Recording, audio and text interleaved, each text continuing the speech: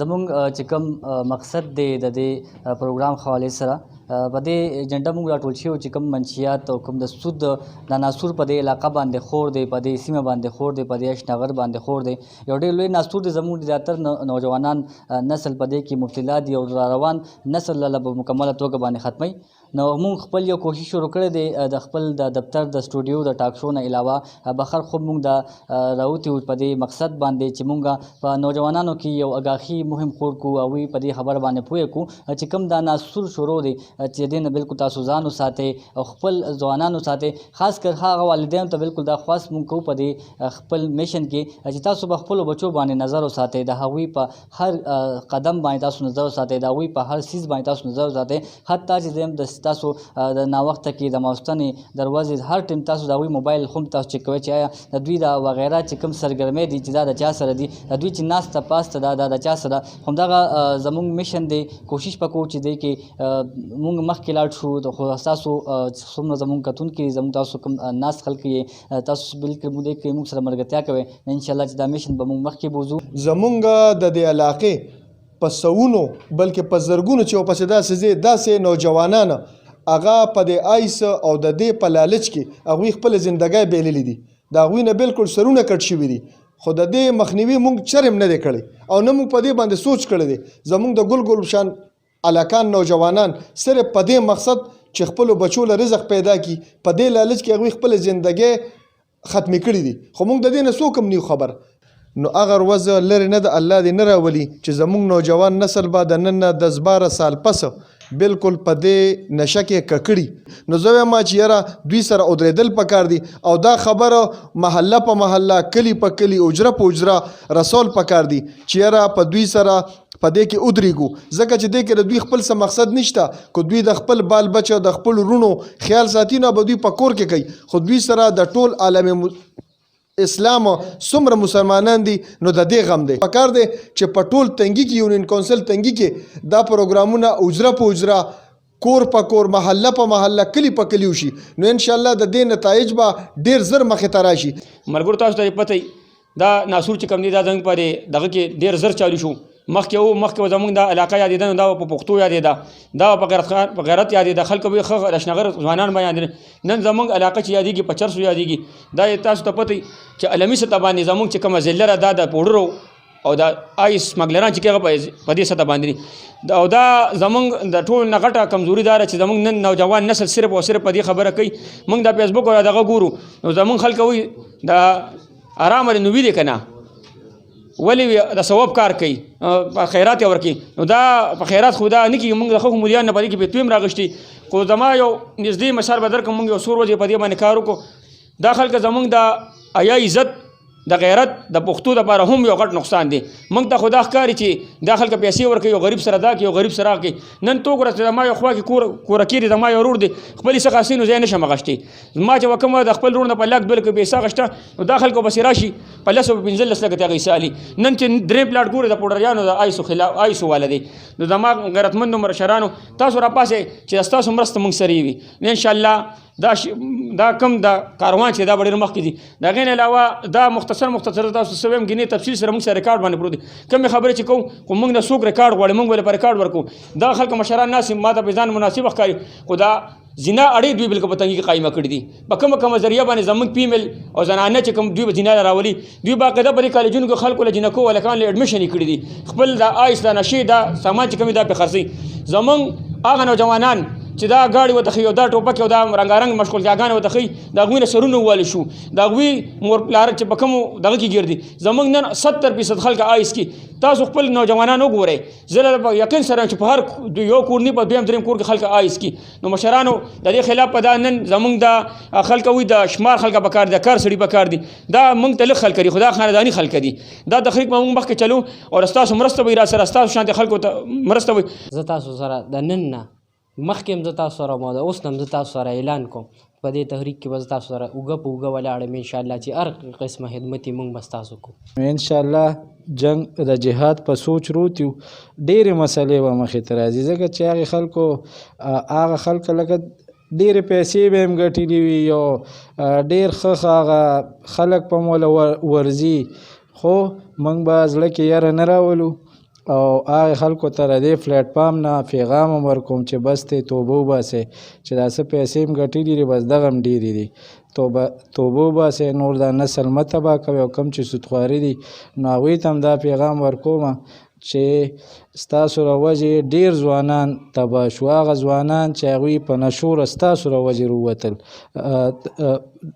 دغه شو مبتلا شو په دې نشو کې او ما ډېر داسې لیدلي دي چې د کافر بچي دي ډېر واړه واړه شیزان یو سوري ایستي دي ورته نو هغه خو هغه ینګ هلکان هم اغوستي چې مطلب فریج به والو یا داسې نورې نو اوس یې په دغې شي باندې سود شروع کړی دی نو خیال به یې ناظم صاحب او صدیق به یې انشاءالله دا میشن بوځو مخکې موږ سره علما هم دي او یریږو به نه ځکه چې د میدان ته روتیو دغه خلک په ډېرې خربې استعمالي دا نه خو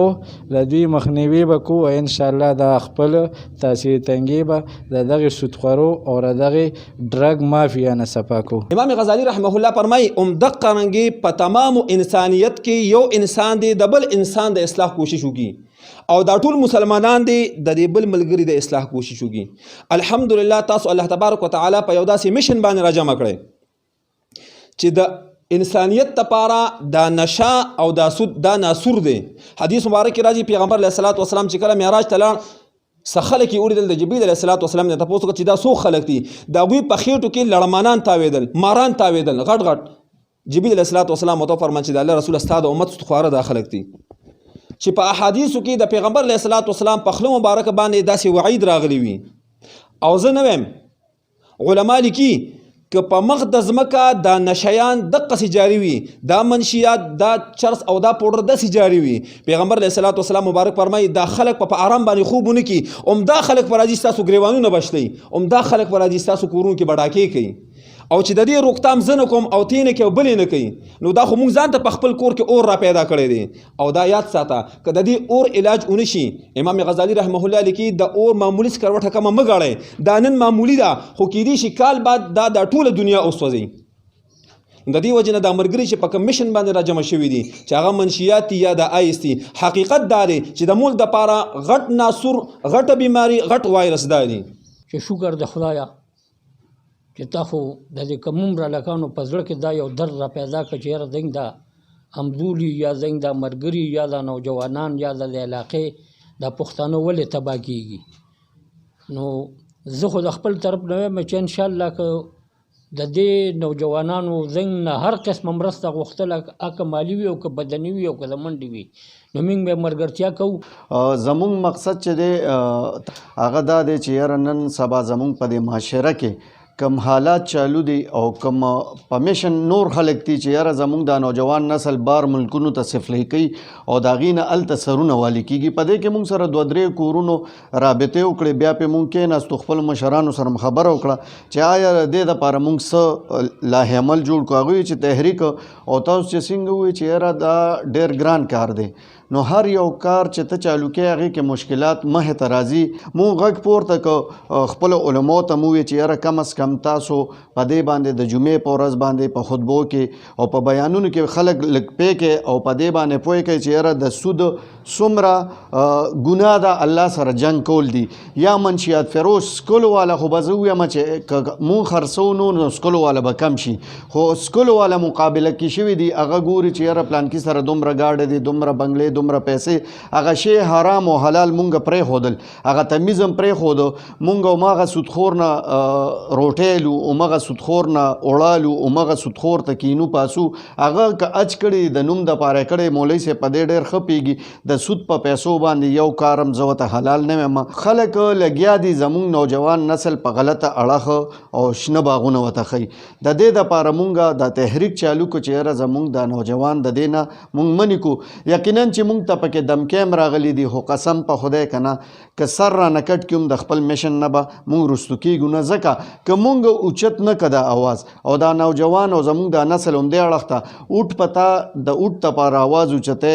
د بل سیاسي مقصد دپاره اواز اوچتی نو منشیاتو دپاره ته ولې اواز نه اوچتی چې یاره دا خلک د ستا نه ویرېږي او دا په څه یېرېږي چې اوس د خلکو کې آګاهي راشي په دې باندې بدقسمتی نه اوسه پورې یو ځای کې هم خبره نه شوې چې یاره دا سودخواره ولې زیاتېږي روسته دروازه. منشیات فروش ولې زیاتیږي؟ زما نوجوان په ډیران باندې کباړ راټولي، د هغه تصویر چا نه لیدلی. تاسو وګورئ نو په تحصیل تنګي کې په هر ځای کې په ډیران باندې چې وګورئ نو ښایسته شازلمې به لګیا وي او هغه بوتلې راټولي. د څه دپاره؟ د دې دپاره چې زه پې آیس والم، د دې دپاره بیا د بدقسمتۍ نه زمونږ اداروم ځان باندې غوږونه راچولی دي، هغې هم نه ګوري. ما ته په تحصیل تنګي ختم نبوت چوک کې آیس خرڅېږي، زما کور ته دا شعر ورسېد. نو که نن موږ نه راپاسو او دا خپل مقصد ته مقصد نه وي نو آیا موږ به کله راپاسو؟ په موږ که نن دا کم تکلیف راځي یا دا وباګانې راځي، دا هم زمونږ هم دا کار دی. دلته سود کوو، هلته پې ځو عمره کوو، دلته د بل حق خورو، هلته پې ځو عمرې له. زما غریب ته مونږ نوړی ور رسولی نه شو، خو د نوم دپاره مونږ لکونه روپۍ لګوو، ځو عمرې له حج له ځو. زه وایم داسې حج او عمره د نوم دپاره چې تا کړی، ما دا مسله داسې د یو ملا نه اورېدلی چې دی به الله پاک ته وایي چې ما د ستا دپاره حج کړی.